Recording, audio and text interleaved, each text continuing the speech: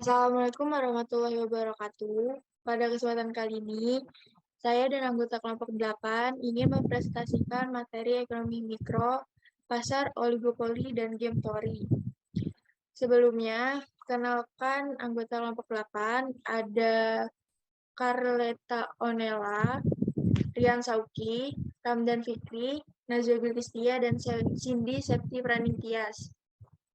Oke, langsung saja. Jadi, pasar oligopoli itu berasal dari kata olio yang berarti beberapa dan kata poli yang berarti penjual, yang di mana penawaran barang dikuasai oleh beberapa perusahaan. Umumnya jumlah perusahaan lebih dari 2, tapi kurang dari 10. Pasar oligopoli adalah struktur pasar di mana beberapa perusahaan mendominasi. Pasar ini merupakan salah satu contoh pasar persaingan tidak sempurna selain pasar monopoli dan pasar persaingan monopolistis. Ciri-ciri pasar oligopoli ada 6. Yang pertama, dijalankan oleh 2 produsen atau lebih. Yang kedua, produk yang dijual homogen dan saling menggantikan. Yang ketiga, kebijakan produsen utama sebagai acuan produsen lainnya. Yang keempat, harga barang di pasar relatif sama. Yang kelima, produsen baru kesulitan masuk pasar. Dan yang keenam, membutuhkan strategi pasar yang matang.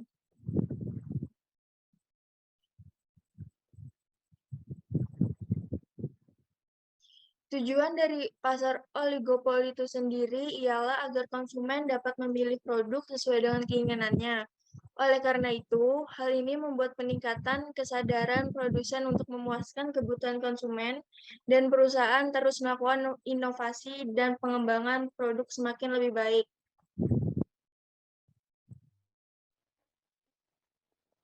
Jenis-jenis pasar oligopoli. Ada beberapa jenis pasar oligopoli, yaitu 1. Pasar oligopoli murni atau homogen, 2. Pasar oligopoli terdiferensi, 3. Pasar oligopoli kolusi, 4. Pasar oligopoli non-kolusi. Next.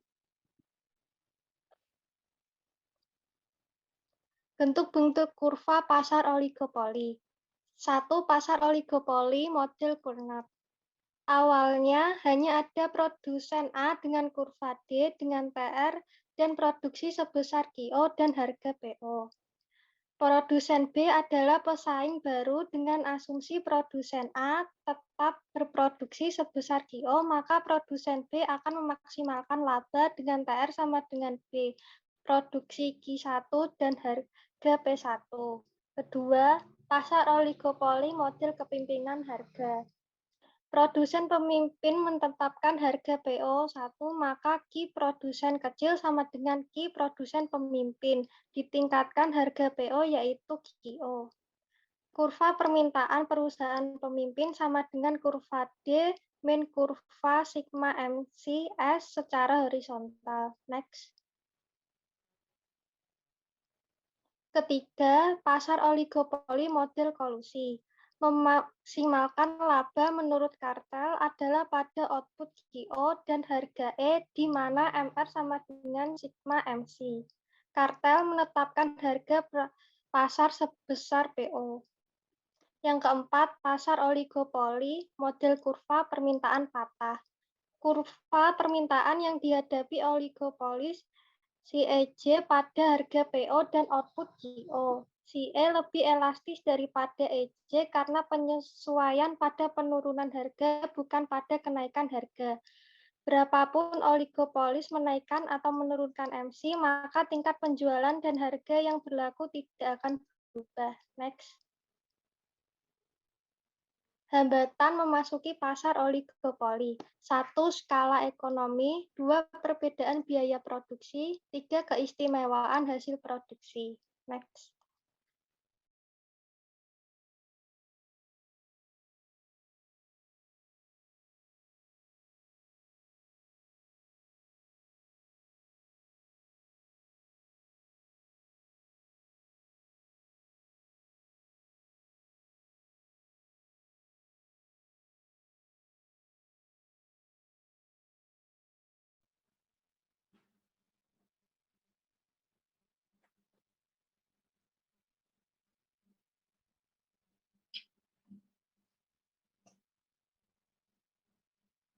Kelebihan pasar oligopoli.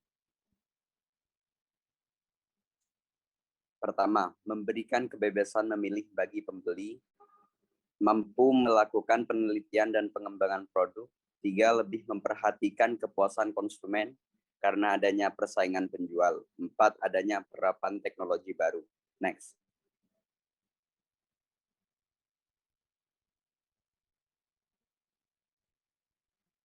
Adapun kelemahan pasar oligopoli yakni pertama, bisa timbul pemborosan biaya produksi apabila ada kerjasama antar oligopolis.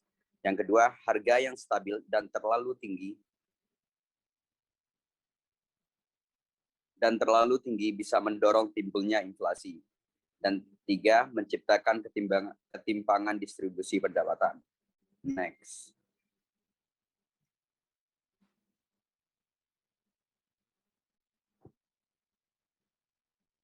Game teori. Teori permainan adalah suatu pendekatan matematis untuk merumuskan situasi persaingan dan konflik antara berbagai persaingan.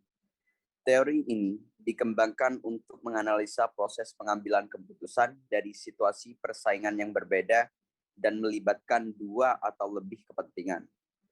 Menurut Mersenne, game teori dapat didefinisikan sebagai studi model matematik dari konflik dan kerjasama di antara pengambil keputusan yang rasional. Game teori menyediakan teknik matematik yang umum untuk menganalisis situasi di mana dua atau lebih orang membuat keputusan yang dapat mempengaruhi kesejahteraan mereka.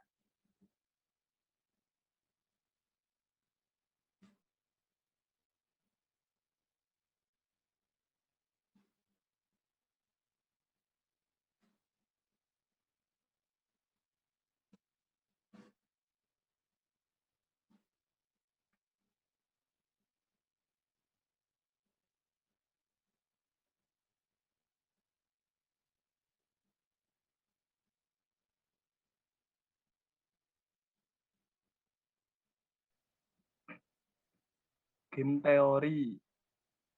Teori permainan adalah satu pendekatan matematis untuk merumuskan situasi persaingan dan konflik antara berbagai persaingan. Teori ini dikembangkan untuk menganalisa proses pengambilan keputusan dari situasi persaingan yang berbeda dan melibatkan dua atau lebih kepentingan.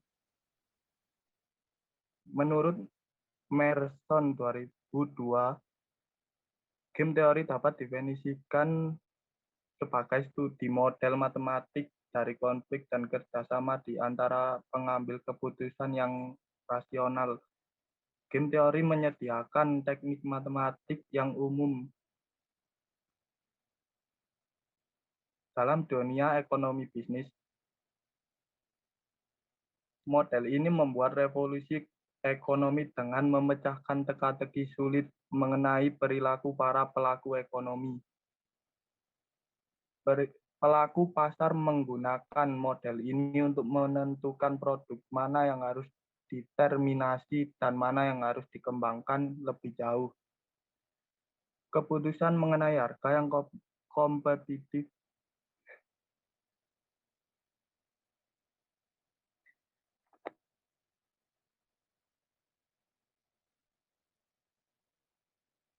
Game teori menyediakan teknik matematik yang umum dan menganalisis situasi di mana dua atau lebih orang membuat keputusan yang dapat mempengaruhi kesejahteraan mereka.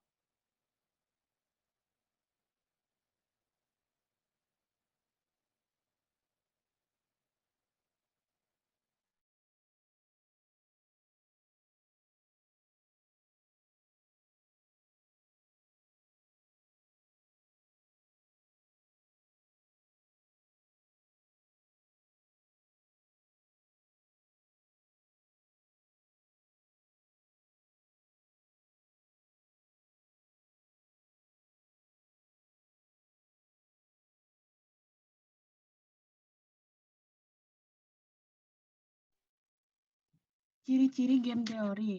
Yang pertama, permainan itu suatu voluntary activity atau aktivitas yang dilakukan sukarela dan di dalamnya terkandung makna kebebasan tanpa tekanan. Yang kedua, play is not ordinary or real life. Yang ketiga, permainan ini secludedness, dia adalah keterbatasan atau limitedness. Yang keempat, permainan menciptakan ketertiban. Next. Jenis-jenis game teori. Yang pertama, zero-sum game. Ini adalah win-loss solution di mana jika satu pihak menang, maka pihak yang lainnya kalah. Jika satu pihak memperoleh keuntungan atau manfaat, maka itu merupakan harga yang harus dibayar oleh pihak lainnya. Contoh permainan yang bertipe zero-sum game antara lain adalah catur. Yang kedua, non-zero-sum game, di mana jika satu pihak memperoleh keuntungan, maka pihak lainnya tidak pula kalah. Pihak-pihak yang terlibat bisa melakukan kompromi sehingga memperoleh solusi yang bermanfaat bagi semuanya. Yang ketiga, winner dilemma. Salah satu bentuk non-zero-sum game, namun tidak terdapat kerjasama ataupun komunikasi antara kedua belah pihak. Diilustrasikan dilema ini yaitu dua penjahat yang ditangkap dan diintegrasi secara terpisah. Jika mereka berdua sama-sama mengaku, maka keduanya akan mengalami hukuman terberat. Jika salah satu mengaku, maka temannya akan diganjar hukuman lebih berat, dan ia sendiri dikurung. Sementara itu, jika keduanya tidak mengaku, maka akan memperoleh hukuman teringan. Next. Tujuan game teori adalah menganalisis proses pengambilan keputusan dari persaingan yang berbeda-beda, namun melibatkan dua atau lebih pemain atau kepentingan. Kegunaan dari teori permainan adalah metodologi yang disediakan untuk menstruktur dan menganalisis masalah pemilihan strategi. Menggunakan teori permainan, maka langkah pertama adalah menentukan secara eksplisit permainan, strategi yang ada, dan juga menentukan preferensi secara reaksi dan setiap pemain. Terima kasih. Jika ada yang ingin ditanyakan, silakan komen di YouTube. Sampai jumpa.